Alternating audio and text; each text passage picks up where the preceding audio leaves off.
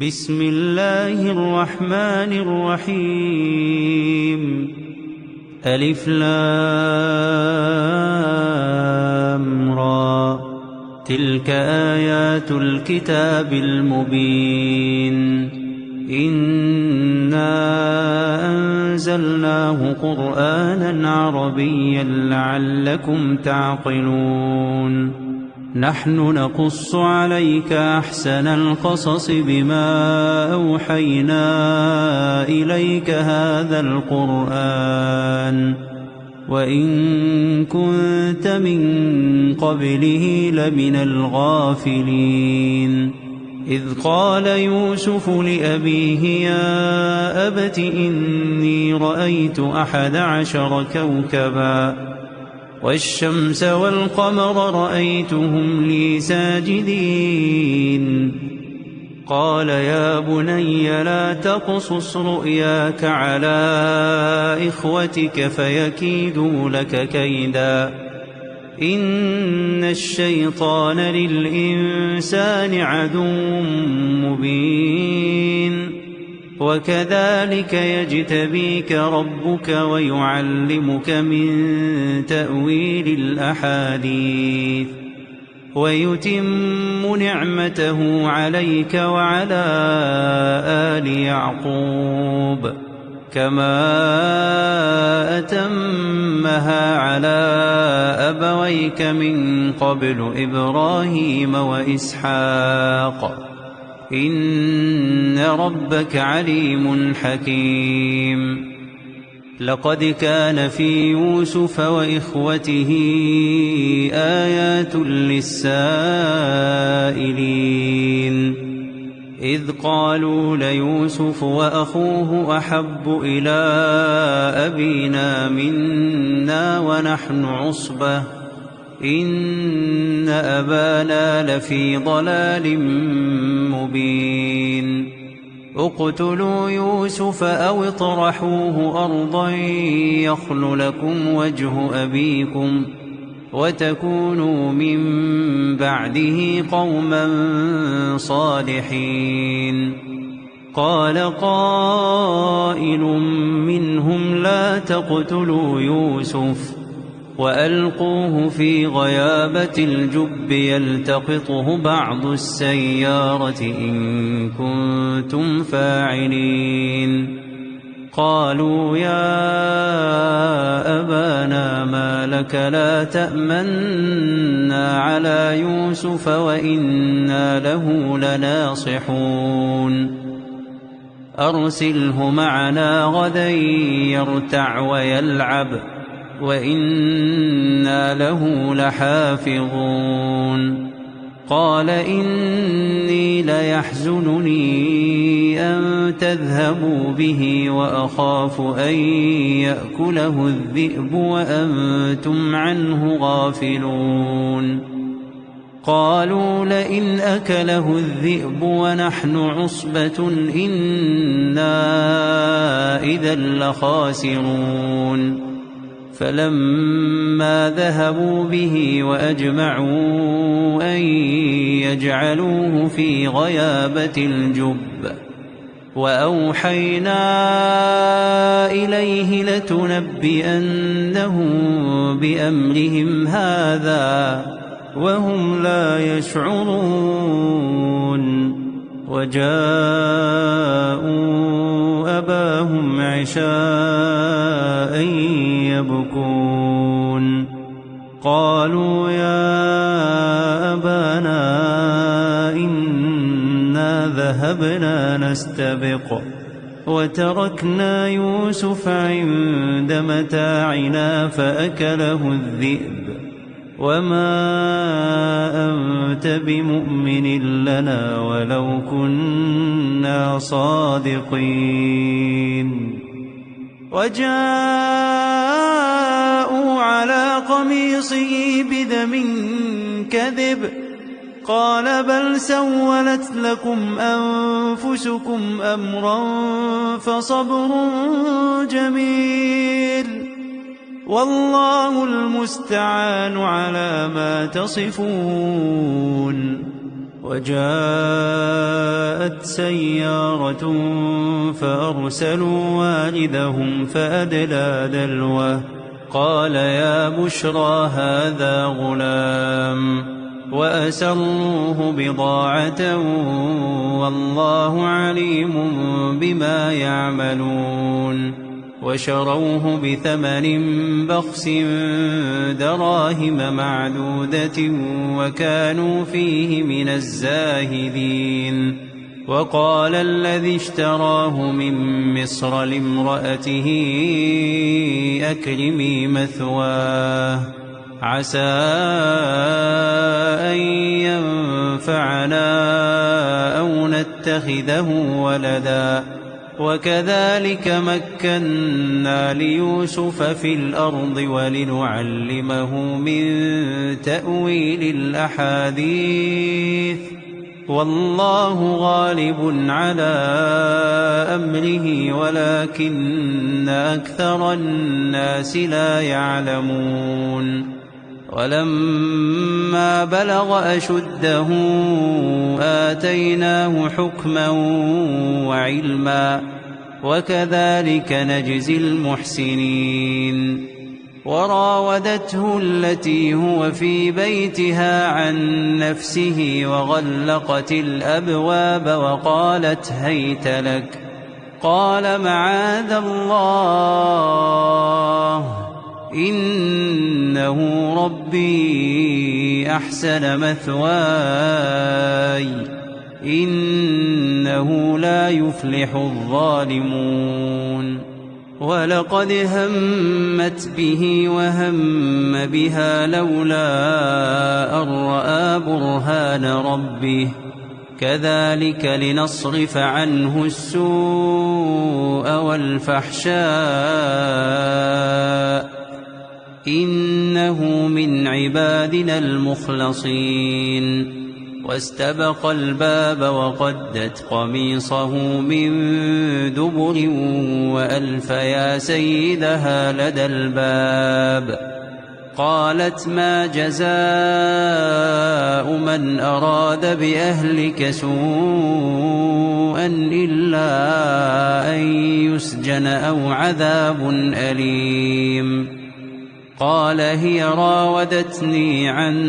نفسي وشهد شاهد من أهلها إن كان قميصه قد من قبل فصدقت وهو من الكاذبين وإن كان قميصه قد من دبر فكذبت وهو من الصادقين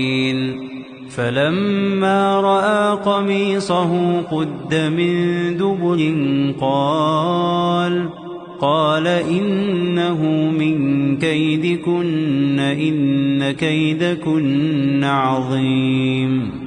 يوسف أعرض عن هذا واستغفري لذنبك إنك كنت من الخاطئين وقال نسوة في المدينة امرأة العزيز تراود فتاها عن نفسه قد شغفها حبا إنا لنراها في ضلال مبين فلما سمعت بمكرهن أرسلت إليهن وأعتدت لهن متكئا وآتت كل واحدة منهن سكينا وقالت اخرج عليهن فلما رأينه أكبرنه وقطعن أيديهن وقلن حاش لله ما هذا بشرا إن هذا إلا ملك كريم قالت فذلكن الذي لمتنني فيه ولقد راودته عن نفسه فاستعصم ولئن لم يفعل ما آمره ليسجنن وليكونن من الصاغرين. قال رب السجن أحب إلي مما يدعونني إليه وإلا تصرف عني كيدهن أصب إليهن وأكن من الجاهلين. فاستجاب له ربه فصرف عنه كيدهن إنه هو السميع العليم. ثم بدا لهم من بعد ما رأوا الآيات ليسجننه حتى حين. ودخل معه السجن فتيان قال أحدهما إني أراني أعصر خمرا وقال الآخر إني أراني أحمل فوق رأسي خبزا تأكل الطير منه نبئنا بتأويله إنا نراك من المحسنين. قال لا يأتيكما طعام ترزقانه إلا نبأتكما بتأويله قبل أن يأتيكما ذلكما مما علمني ربي إني تركت ملة قوم لا يؤمنون بالله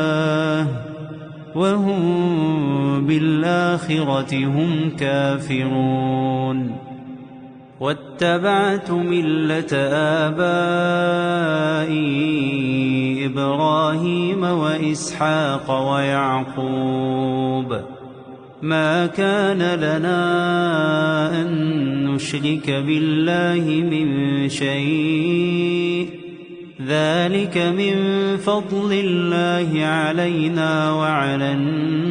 الناس ولكن أكثر الناس لا يشكرون. يا صاحبي السجن أأرباب متفرقون خير أم الله الواحد القهار ما تعبدون من دونه إلا أسماء سميتموها أنتم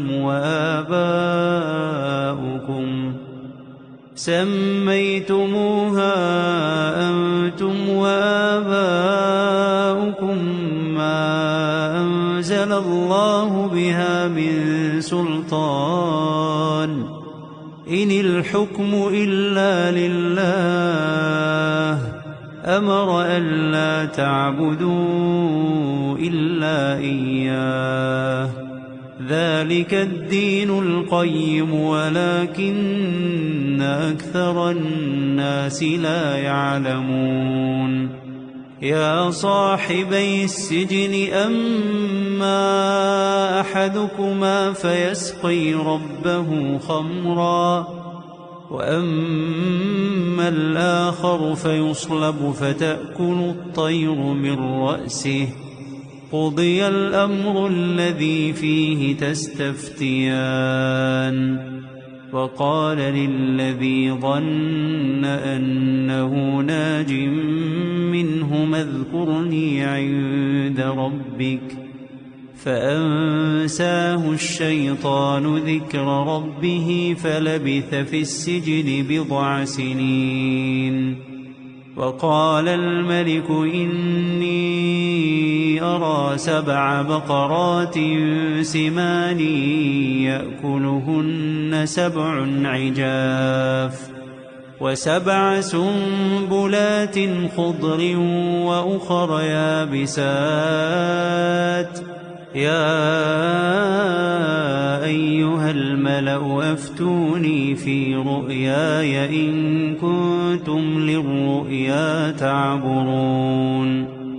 قالوا أضغاث أحلام وما نحن بتأويل الأحلام بعالمين. وقال الذي نجا منهما وادكر بعد أمة أنا أنبئكم بتأويله فأرسلون. يوسف أيها الصديق أفتنا في 7 بقرات سمان يأكلهن 7 عجاف و7 سنبلات خضر وأخر يابسات لعلي أرجع إلى الناس لعلهم يعلمون. قال تزرعون 7 سنين دأبا فما حصدتم فذروه في سنبله إلا قليلا مما تأكلون. ثم يأتي من بعد ذلك 7 شداد يأكلن ما قدمتم لهن إلا قليلا مما تحصنون. ثم يأتي من بعد ذلك عام فيه يغاث الناس وفيه يعصرون. وقال الملك ائتوني به فلما جاءه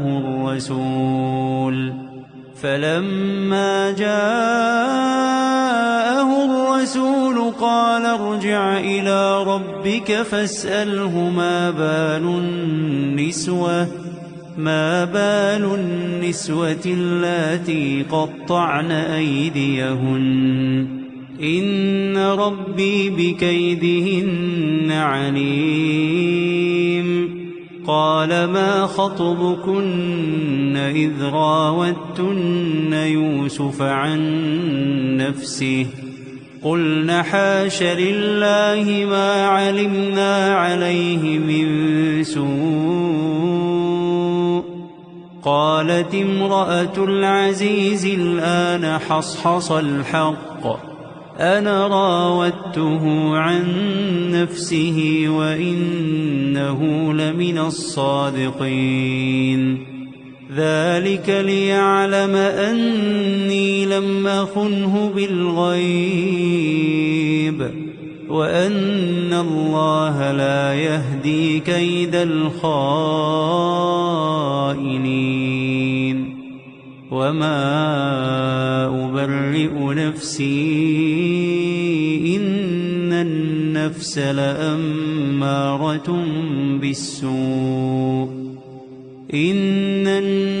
لأمارة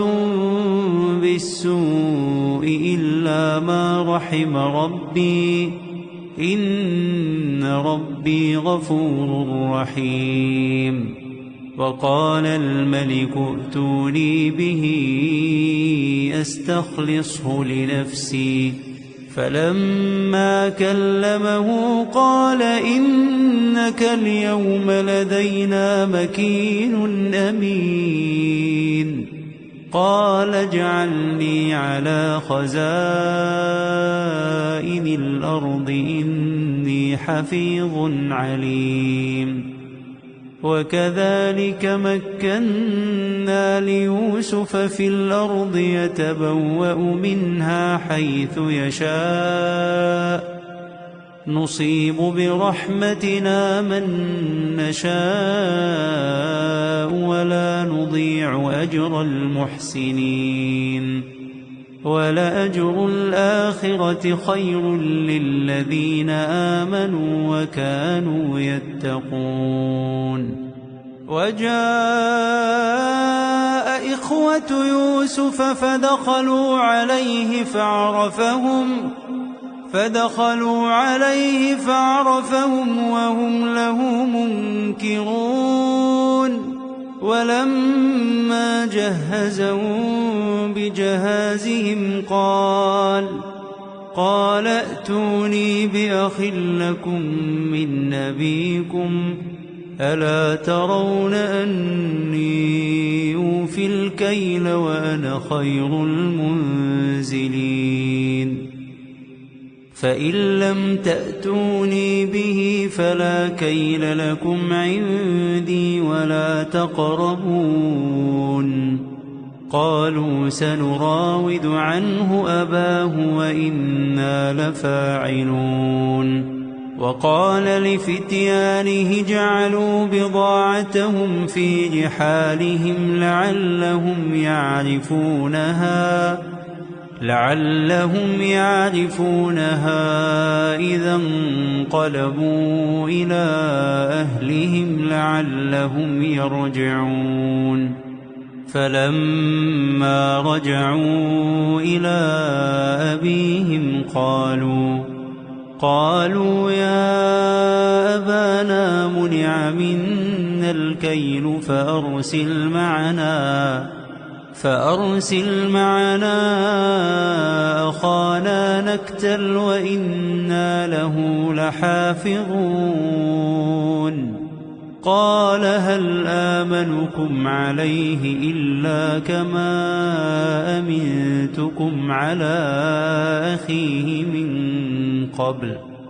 فالله خير حافظا وهو أرحم الراحمين ولما فتحوا متاعهم وجدوا بضاعتهم ردت إليهم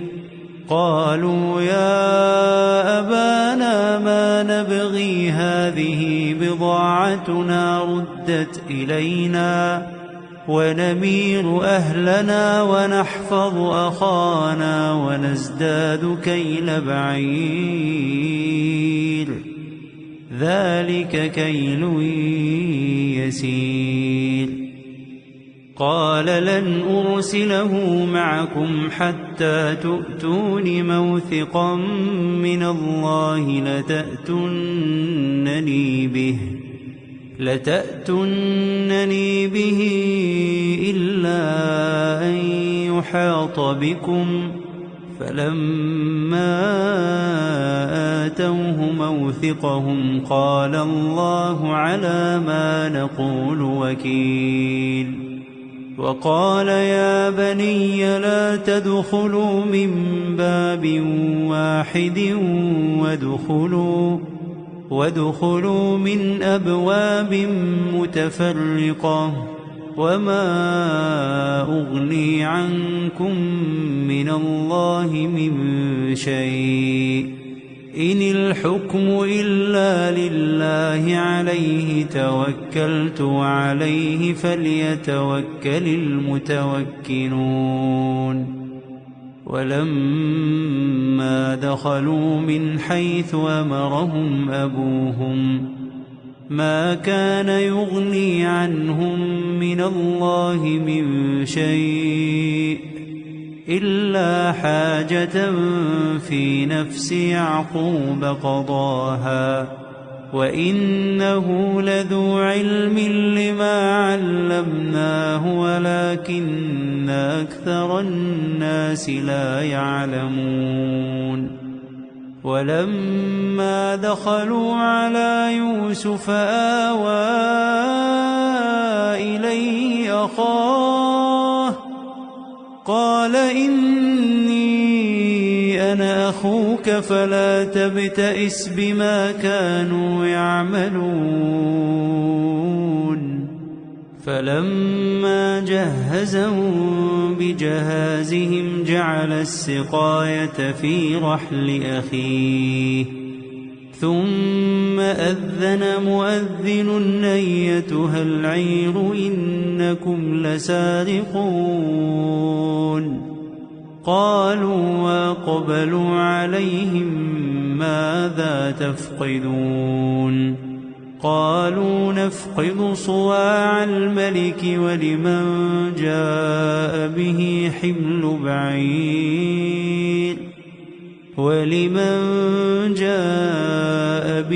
حمل بعير وأنا به زعيم قالوا تالله لقد علمتم ما جئنا لنفسد في الأرض وما كنا سارقين قالوا فما جزاؤه إن كنتم كاذبين قالوا جزاؤه من وجد في رحله فهو جزاؤه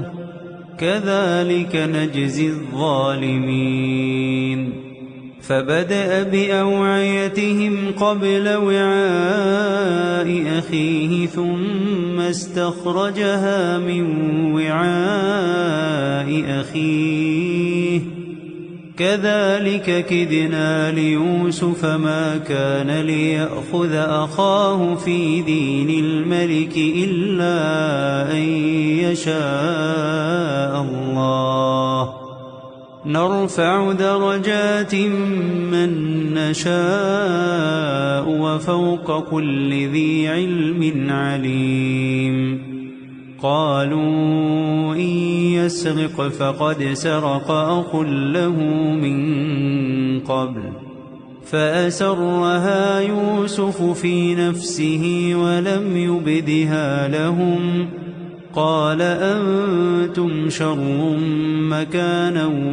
والله أعلم بما تصفون قالوا يا أيها العزيز إن له أبا شيخا كبيرا فخذ أحدنا مكانه إنا نراك من المحسنين قال معاذ الله أن نأخذ إلا من وجدنا متاعنا عنده إنا إذا لظالمون فلما استيئسوا منه خلصوا نجيا قال كبيرهم ألم تعلموا أن أباكم قد أخذ عليكم موثقا من الله ومن قبل ما فرطتم في يوسف فلن أبرح الأرض حتى يأذن لي أبي أو يحكم الله لي وهو خير الحاكمين ارجعوا إلى أبيكم فقولوا يا أبانا إن ابنك سرق وما شهدنا إلا بما علمنا وما كنا للغيب حافظين واسأل القرية التي كنا فيها والعير التي يقبلنا فيها وإنا لصادقون قال بل سولت لكم أنفسكم أمرا فصبر جميل عسى الله أن يأتيني بهم جميعا إنه هو العليم الحكيم وتولى عنهم وقال يا أسفا على يوسف وابيضت عيناه من الحزن فهو كظيم قالوا تالله تفتأ تذكر يوسف حتى تكون حرضا أو تكون من الهالكين قال إنما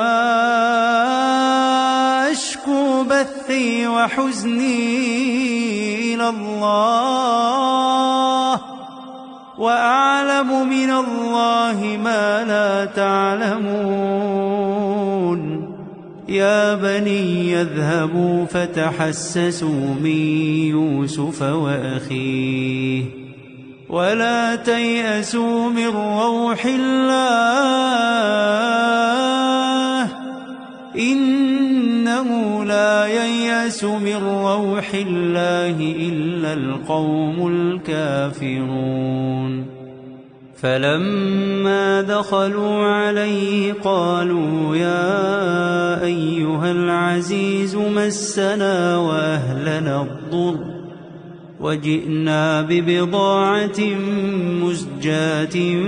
فأوف لنا الكيل وتصدق علينا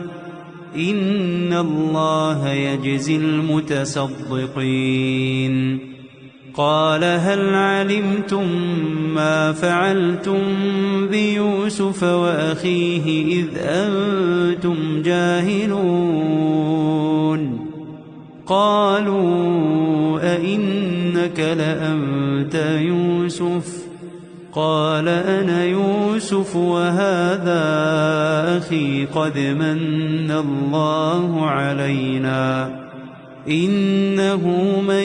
يتق ويصبر فإن الله لا يضيع أجر المحسنين قالوا تالله لقد آثرك الله علينا وإن كنا لخاطئين قال لا تثريب عليكم اليوم يغفر الله لكم وهو أرحم الراحمين اذهبوا بقميصي هذا فألقوه على وجه أبي يأت بصيرا وأتوني بأهلكم أجمعين ولما فصلت العير قال أبوهم إني لأجد ريح يوسف لولا أن تفندون قالوا تالله إنك لفي ضلالك القديم فلما أن جاء البشير ألقاه على وجهه فارتد بصيرا قال ألم أقل لكم إني أعلم من الله ما لا تعلمون قالوا يا أبانا استغفر لنا ذنوبنا إنا كنا خاطئين قال سوف أستغفر لكم ربي إنه هو الغفور الرحيم فلما دخلوا على يوسف آوى إليه أبويه وقال ادخلوا مصر إن شاء الله آمنين ورفع أبويه على العرش وخروا له سجدا وقال يا أبت هذا تأويل رؤياي من قبل قد جعلها ربي حقا وقد أحسن بي إذ أخرجني من السجن وجاء بكم من البدو من بعد أن نزغ الشيطان بيني وبين إخوتي إن ربي لطيف لما يشاء إنه هو العليم الحكيم رب قد آتيتني من الملك وعلمتني من تأويل الأحاديث فاطر السماوات والأرض أنت ولي في الدنيا والآخرة توفني مسلما وألحقني بالصالحين ذلك من أنباء الغيب نوحيه إليك وما كنت لديهم إذ أجمعوا أمرهم وهم يمكرون وما أكثر الناس ولو حرصت بمؤمنين وما تسألهم عليه من أجر إن هو إلا ذكر للعالمين وكأين من آية في السماوات والأرض يمرون عليها وهم عنها معرضون وما يؤمن أكثرهم بالله إلا وهم مشركون أفأمنوا أن تأتيهم غاشية من عذاب الله أو تأتيهم الساعة بغتة وهم لا يشعرون قل هذه سبيلي أدعو إلى الله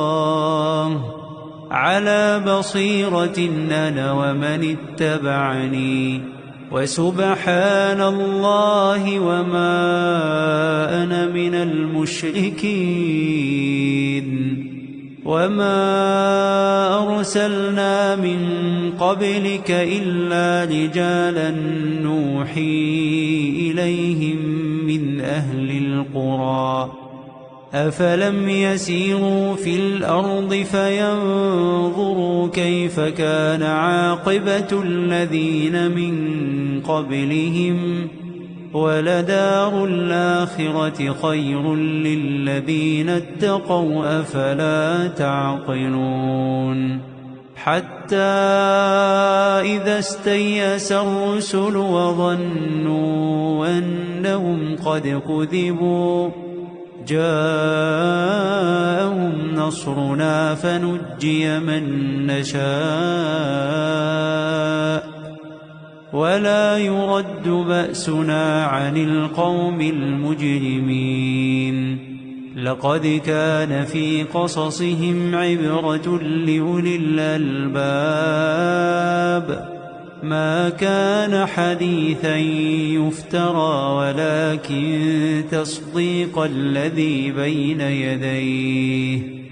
ولكن تصديق الذي بين يديه وتفصيل كل شيء وهدى ورحمة لقوم يؤمنون